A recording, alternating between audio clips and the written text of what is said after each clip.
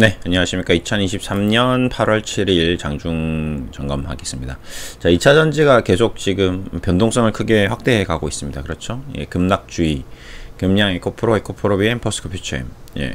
그러니까 많이 올라간 것은 떨어질 때도 많이 떨어집니다. 그건 이제 어쩔 수가 없는 거죠. 주시장에서 늘 있었던 일이죠. 예. 1년 동안 올라갔던 게 한두 달 만에 떨어지는 경우도 있습니다. 네. 주식이 올라갈 때 속도보다 떨어질 때 속도가 한 곱하기 한 5에서 10 정도 됩니다. 예. 그러니까 빨리 올라갔던 종목들은 더 빨리 떨어지는 거죠. 예. 그래서 좀 주의가 필요하고요. 그리고 많이 올라갔던 종목이 또 많이 떨어집니다. 그러니까 뭐 복잡하게 뭐 다양한 이유 있고 뭐 앞으로 성장성 있고 다 압니다. 그걸 다 알기 때문에 주식 투자를 하는 거죠. 그래서 그 아는 것들이 이제 현실적으로 이제 누군가가 차익 실현을 하기 시작하면 그때는 얘기가 좀 달라집니다. 지금까지 있었던 얘기들은 이미 다 시장에서 노출된 정보고 모르는 바가 없는 바이고 그런 것들로 인해서 주식 투자 수익을 실현하는 대규모 이제 기관 투자자라든지 외국인 투자자라든지 아니면 그걸 악용하는 공매도 투자자들이 그걸 이용해서 역공을 하는 거죠. 그러다 보면 어쩔 수 없는 어떤 수급에 의한 흐름, 호가에 의한 흐름으로 이제 좀 갑자기 바뀌게 됩니다. 지금 포스코 퓨처엠도 보시면 매수 잔량이 여기 이렇게 매수호가 있고 매도호가 이렇게 조금 있습니다. 근데 실적으로 야, 이 매수가 훨씬 많네. 4,597주 이거를 이제 살려고 기다린다라고 좀 생각할 수 있는데 요런 물량들이 의외로 실질적으로 LP라든 이제 유동성 공급자의 움직임일 수 있습니다. 여기도 마찬가지고 여기도 마찬가지고 지금 보시면 에코프로 BM도 348,000원에 9,000주가 깔려 있잖아요. 근데 이게 이제 실적으로 깔려 있다고 해서 이게 얘를 살려는 세력이다, 엄청나게 매집하려고 하고 있다 라고 보기가 좀 어려운 부분이 있습니다. 주식시장은 좀 그런 흐름이 있어요. 이제 올라갈 때 주가가 상승하려고 한 종목들은 매도 호가의 물량이 많이 깔립니다. 이 보시면 이렇게 매도 물량이 많이 깔리는데요. 이제 그럼에도 불구하고 이걸 잡아먹고 들어갑니다. 이런 것들도 어느 정도 이제 통정이라고 자꾸 제가 얘기를 하는데 기관 투자자들끼리도 외국인 투자자들끼리도 아니면 공매도 세력끼리도 자기네 물량, 자기 자전거래, 통정거래를 이제 하고 있는 거죠. 그게 원래는 개인이 하면 불법인데 이렇게 기관들이 하면 합법이 될 수 있습니다. 왜 그러냐면 내가 펀드 자금에서 100조 이상 굴리고 있는데 그 중에서 뭐 10조 샀는데 난 90조 더 살려고 하는 거다, 이렇게 증명하면 뭐 아무런 문제가 안 되니까요. 그렇죠? 예, 그래서 최근 들어서 이제 네이버 같은 종목, 로봇 종목들이 이제 다시 반등을 하면서 2차전지가 죽는 그런 그림을 이제 만들었죠. 제가 저번에도 2차전지 움직임에 대해서 좀 약간 연출된 게 아니냐, 내러티브 전략이 아니냐, 이렇게 슈팅시키고 첨단 차트 만들고 그 다음에 피레침 만드는 것들이 다 어느 정도 과거에도 있었던 일들이다. 예. 불과 1년 전, 2년 전에는 뭐 시젠, 신풍제약, 제넥신, 박셀바이오 여기서 다 보여줬던 차트다. 대단한 게 아니다. 뭐 20배, 30배 올라간 종목들이 여기 코로나 때 코로나 뭐 백신이라든지 코로나 치료제로 장난쳤던 세력들이 여기 와서 또 장난칠 수도 있다. 그렇기 때문에 조심해야 된다라고 계속 얘기 드렸습니다. 여기서도 뭐 비례침이 계속 나오고 그랬죠. 신풍제약도 뭐 지금 백신이 코로나 치료제가 하나도 나온 게 없는데도 불구하고 나온다. 2차전지도 지금 보면 뭐 리튬 포어스, 하이드로 리튬 아무것도 없습니다. 공장도 없고 아무것도 없어요. 금량 마찬가지죠. 2차전지 생산 공장도 없고 지금 리튬 채굴도 아직 한 개도 안 했습니다. 근데 광산권 획득했다, 뭐 MOA 체결했다, 뭐 앞으로 할 거다, 전부 앞으로거든요. 근데 그 앞으로가 주가에 이제 다 이미 반영이 된 상태인 거죠. 그래서 시가총액이 무려 지금 금년 같은 경우는 8조에 이르렀습니다. 이게 8조면 진짜 대한민국 굴지의 대기업 수준이거든요. 근데 지금 실적으로 이 회사의 현재 스코어, 재무 상태나 기업의 규모 상태는 몇천억짜리 회사 수준밖에 안 되는 거거든요. 지금 뭐 투자한다는 것들도 뭐 150억짜리 뭐 2차전지 뭐 설비 투자한다, 뭐 단위가 굉장히 낮습니다. 매출도 2천억대, 영업이익도 100억대. 그러니까 자기가 지금까지 본 자산이 2천억밖에 안 되는데 자산 총계가 지금 3천억밖에 안 되는 회사가 8조에 거래되고 있는 거거든요. 그러니까 굉장히 큰 거품이죠. 좀 문제가 좀 있습니다. 뭐 지금 광산권도 뭐 1000억짜리 광산권을 했는데 100조의 거래, 뭐 100조 규모의 자산이 있다, 뭐 이렇게 이제 광고를 하는데, 이런 것들이 좀 우리가 합리적인 의심을 좀 해봐야 될 필요가 있는 거죠. 마찬가지 최근에 이제 뭐 2차전지 관련주라든지 뭐 그런 것들이 대부분 이제 대동소이하게 앞으로의 미래에 대해서 이제 청사진에 대해서 투자를 하다 보니까 이렇게 된 거고요. 이제 그런 것들을 대해서 이제 항상 조심하시라고 제가 계속 좀 얘기 드리는 바이고, 그리고 이제 기술적으로 또 지금 나오는 차트 현상 중에 하나가, 이제 피레침 떨어지고 나서 기술적 반등이 나온 다음에 그 직전 저점이 붕괴되고 21선마저 이제 다 붕괴되었습니다. 그리고 갭 하락 출발했죠.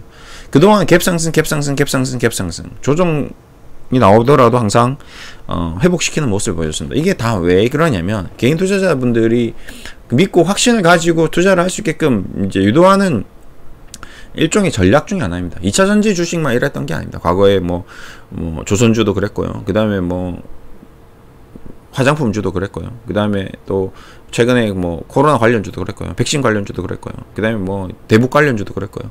그 다음에 뭐 초전도체 관련주도 그렇고, 갭 상승을 자주 시킵니다. 갭 상승을 시키는 이유는 뭐죠? 장 시작하자마자 한 5%, 10% 떠서 출발해 버리니까, 오늘 사도 내일 또 10% 먹는구나. 이게 먹는다는 확신을 계속 주기 위한 어떤 일종의 쇼잉이죠, 쇼잉. 보여주기 식입니다. 보여줘야지 보이는 걸 보고 믿고 사거든요. 왜? 우린 정보가 없으니까. 2차전지 관련돼서 정보가 없기 때문에 사면 올라간다라는 확신을 주는 거죠. 근데 지금은 반대로 이제 역행하고 있습니다. 뭔가 사면 떨어지는 거죠. 사면 떨어지죠. 그러면 또 개인 투자자는 어떻게 될까요? 꽁꽁 얼어붙습니다. 이제 그러면 신규로 투자하려고 하던 사람들조차도 이제 좀 더 떨어지는가? 무섭기 시작했고요. 그 다음에 그동안 투자했던 사람들도 이제는 팔아야 될 때가 됐나? 뭐 에크프로도 뭐 표스크 퓨처엠도 10만원대 샀던 사람들이 있지 않겠습니까? 20만원대 샀던 사람이 있을 거고, 30만원대 철저하게 뭐 5년 10년 가져가려고 했던 사람들조차도 팔 수 있는 거죠. 근데 그 시그널 중에 하나가 이제 임원이 팔았다는 거죠. 임원들이 이 주식을 팔았다니 왜 팔까? 2020년, 2021년, 2022년, 2023년, 2030년, 2050년까지 가져갈 임원들도 지금은 그래도 우리가 가지고 있는 주식이 충분히 평가를 받았고 그 이상 받기도 할 수 있겠지만, 뭐 이 정도면 나는 내가 내 인생 직장 생활을 하면서 지금 70억, 80억, 내가 이사로서 벌 수 있는 내 연봉이 1억, 2억인데 보통 2억 정도 하죠, 이사들이.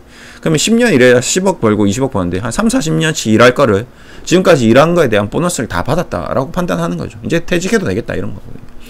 앞으로 더 성장하고 내가 이 회사 CEO가 될 게 아니라면 나는 충분히 만족한다라는 거거든요. 그만큼 주식이 많이 올라갔다는 겁니다. 그래서 여러 가지 시그널들이 계속 나오고 있고, 금년 같은 경우는 아예 뭐 대놓고 투자주의 종목으로 찍혀 있는데도 불구하고 여전히 주식 거래가 많이 일어나고 있습니다. 그래서 이런 부분들도 우리가 좀 조심해야 될 필요가 있고요. 어쨌든 산이 높으면 골이 깊다. 항상 그래 왔기 때문에 우리가 여기서 뭔가 좀 자칫 잘못되면 굉장히 생각보다 더 힘든 일이 생길 수도 있습니다. 그렇기 때문에 지금 당장도 뭐 좀 최근에 저도 많이 걱정을 했는데, 그러니까 지난달 이 고점 7월 26일 최고 고점 칠 때 뭔가 이 여의도 불꽃 축제처럼 너무 이제 화려한 불꽃들이 빵빵빵빵빵빵 터졌죠. 그때 뭔가 좀 시장이 전체적으로 다 무너지고 이쪽만 살아나는 모습을 보여주면서 이게 다시 또 나쁜 흐름이 또 될 수 있겠구나, 어떻게 이제 좀 위험한 상황이 될 수도 있겠구나, 그런 걱정을 좀 많이 했습니다. 근데 지금 현재 자꾸 그런 현상이 일어나고 있죠. 반대로 이제 2차전지는 죽고 나머지 업종들이 살아나고 있습니다. 이제는 그동안은 얘를 팔아서 2차전지를 사라고 표시를 했다면, 이제는 이쪽을 팔아서 이쪽으로 넘어가야 되는 게 아닌가, 저평가된 주식을 사야 되는 게 아닌가라는 어떤 시그널들도 자꾸 나오고 있고, 이제 기관 투자자들, 외국인들도 수급적으로 흐름이 좀 많이 바뀐 것 같죠. 이제 이런 모습들이 코스피에서도 그렇고, 뭐 2차전지 포스코 홀딩스를 쫙 팔아서 지금 나머지 주식들을 사는 그런 이제 펀드 기관들도 많이 생기고, ETF도 지금 바이오 ETF라든지 뭐 다른 업종 ETF들이 이제 막 새로 신규 상장하면서 또 종목들을 사주고 있고, 이제 이러면 또 이제 얘기가 좀 달라질 수 있습니다. 사람의 마음이 굉장히 간사합니다. 금방 바뀌어요. 그렇게 좋던 회사도 갑자기 나빠지고요. 그렇게 열광하던 유튜버고 뭐 투자 좋은 가고 이런 사람들도 당장 손해가 나면 이 사람은 개 XX로 바뀌어 버립니다. 예, 그럼 신뢰가 떨어지니까 이 사람이 하는 말이 믿어지지 않는 거죠. 그래서 늘 주의해야 될 점은 그 누구의 말도 100% 신뢰할 수 없는 것입니다. 이것은. 예. 저도 마찬가지고요. 뭐 앞으로 어떤 사람이 나오더라도 100% 확신을 가지고 무조건 이런 단어를 쓰는 사람들은 굉장히 우리가 경계해야 될 필요가 있습니다. 예. 2차 전지는 무조건 100% 상승한다.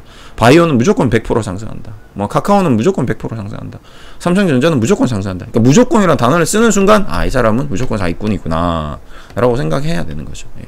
왜?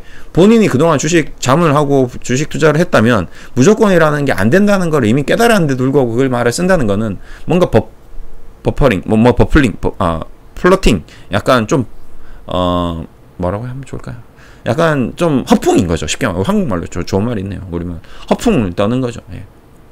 과대 광고를 하는 거죠. 예. 그럴 수도 있고 아닐 수도 있는데, 그럴 가능성이 높다라고 더 많이 세게 얘기하는 거죠. 예. 그렇기 때문에 그런 것들은 좀 우리가 경계해야 된다. 결국 마지막에 클릭을 하는 거는 우리 본인이거든요. 우리 손가락이거든요. 우리의 머리거든요.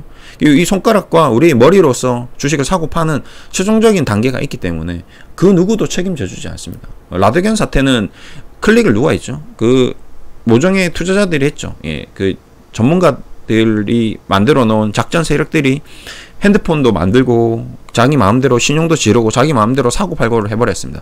1인 매매거든요. 그러면 1인 투자 자문사를 만들어서 해야 되는데 1인 투자 자문사도 아니었고요. 그렇기 때문에 이제 그 사람들은 이제 불법이고 계약 체결 자체도 1인을 한다는 것 자체가 그걸 줬기 때문에 투자자들도 책임을 면할 수 없습니다. 알고 했다는 거죠. 너가 다 사고 파는 걸 알면서도 줬기 때문에 그 사람들도 돌려받지 못하는 거고. 근데 여러분들은 그게 아니잖아요. 그 누구도 여러분의 계좌를 가지고 대신 사고 팔고 하는 게 아니잖아요. 본인이 스스로 사기도 하고 팔기도 하고 그렇기 때문에 이익이 나도 내 계좌에서 이익이 나는 거고 손실이 나도 내 계좌에서 손실하기 때문에 책임 전가를 아무에게도 할 수 없습니다. 네. 그러니까 주식 유튜브 보고 주식 거래하시는 것도 안 되고 뭐 자기 스스로 애널리스트들의 보고서를 보고 하는데 애널리스트의 말을 듣고 해서도 안 되고 근데 차트만 본다고 또 차트만 보고도 안 되고 그러면 재무제표를 보면 재무제표를 봐야 되는데 재무제표는 과거 재무제표이기 때문에 재무제표만 봐도 안 됩니다. 앞으로 미래에 뭐 어닝에 대한 계획들이 나와 있는데 이런 또 어느 정도 컨센서스도 100% 확실한 게 아니기 때문에 또 이것만 믿고 해서도 안 됩니다. 믿을 게 별로 없어요. 오로지 믿을 수 있는 거는 본인이 공부해서 쌓아온 경험과 앞으로에 대한 어떤 예측과 어느 정도의 안정감, 뭐 배당이라든지 그 다음에 기업의 가치를 계속 따지고 들어가야 되는 거거든요. 그렇게 해 나가면서 이제 투자를 이어 나가야 됩니다. 그리고 이게 1년 하고 그만둘 게임이 아니기 때문에 앞으로 30년, 40년 우리가 주식 투자를 시장은 아마 우리가 죽는 그날까지 주식 시장은 계속 있을 겁니다. 기업은 계속 바뀌겠죠. 이 중에 없어질 기업들도 한 10개가 있겠죠. 이 중에 없었던 기업이 10개가 또 생겨날 겁니다. 코스닥이라는 주식시장은 영원히 불멸할 겁니다. 다만 그 안에 있는 상장된 기업들이 들어왔다 나갔다 하는 거고 상장 폐지되기도 하고 새로운 신규 상장이 되기도 하고 그렇게 되는 거거든요. 그러니까 쉽게 말하면 현대백화점은 계속 유지되는데 나이키가 들어왔다가 나이키가 장사 안 돼서 망해서 나갈 수도 있다는 겁니다. 아디다스가 들어왔다가 아디다스가 잘 안 되면 나갈 수도 있다는 거죠. 그렇다고 아디다스라는 브랜드 자체가 없어지는 거 아니죠. 현대백화점이라는 시장에서 사라지는 거거든요. 그게 코스피라는 시장과 마찬가지입니다. 예. 그래서 유통업체들이 이제 유통을 해주는 거고 주식시장은 유통시장이죠. 돌아간 돈이 흘러가게끔 만들어주는 어떤 판입니다. 오일시장. 근데 자칫 잘못되면 이 코스피라는 시장, 코스닥 시장 자체가 사라지는 경우도 생길 수 있습니다. 예를 들어서 코스피와 코스닥 시장이 뭐 통폐합되면서 코스닥 시장이 사라진다거나 아니면 뭐 코넥스 시장이 사라진다거나 이게 도저히 뭐 거래가 안 되네. 코넥스 시장 없애. 대신에 거기에 있던 코넥스 시장에 있던 기업들은 계속 주식으로서 상장 가치가 있거나 아니면 상장 폐지가 되더라도 코스닥으로 이전 상장이 되거나 뭔가 변화가 생길 수 있는 거죠. 예를 들어서 뭐 우리가 서울의 광장 시장이 뭐 없어진다거나 아니면 뭐 부산에 있는 무슨 양산 오일장 시장이 없어진다거나 이건 생길 수 있는 일이잖아요. 그렇지만 그 옆에 있는 시장으로 사람들이 옮겨가는 거거든요. 그래서 시장이란 개념은 계속 살아있는 거죠. 예. 앞으로도 마찬가지. 마켓이라는 곳은 슈퍼마켓도 있고 뭐 그냥 일반 마켓도 있고 그렇듯이 큰 시장도 있고 작은 시장도 있고 이제 그렇게 계속 이어질 겁니다. 예. 그러니까 우리는 그 길을 주식시장에서 살아남는 길을 깨우쳐서 계속 안정적으로 투자를 할 수 있는 그런 이제 원칙이라든지 철칙을 잘 만들어서 투자를 해 나가야 되는 게 중요한 거거든요. 그래서 항상 여러분들께서는 이 주식이 좋다 나쁘다 무조건 올라간다 떨어진다 이런 단순한 그냥 심플한 개념으로 접근하지 마시고 철저하게 주의를 해가면서 돌다리도 두들겨보고 건너라고 했던 말처럼 계속 2차전지도 두들겨보고 이게 괜찮은지 나쁜지 정말 괜찮은 건지 나쁜지 계속 확인하는 절차를 좀 많이 가지시면 좋겠어요. 지금 굉장히 좀 위험하고 중요한 시점입니다. 여기서 지난번에도 얘기했지만 또 계속 그렇게 철저하게 좀 주의를 기울이시기를 당부드리면서 마무리하겠습니다. 감사합니다.